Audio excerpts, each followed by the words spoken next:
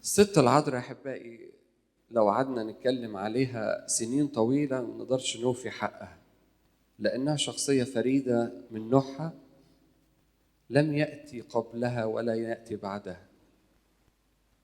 عشان كده نقول في التسبحة اللي منكم حافظ الجزء الشهير: تطلع لآب من السماء، بص على كل واحدة ست فيكم، كل واحدة فعلا يعني، من أول أمنا حواء لغاية آخر بنت هتبقى موجودة في العالم، كل واحدة فيكم.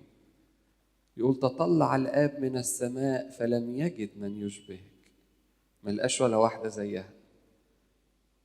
عشان كده هي كانت مميزة، وهي ما بندهاش الكرامة التي تفوق الله طبعا، لا غلط، لكن نحن نطوبها لأنها هي كانت سببا في مجيء الله المخلص عشان يعتقنا من الموت اللي كان متسلط عليه.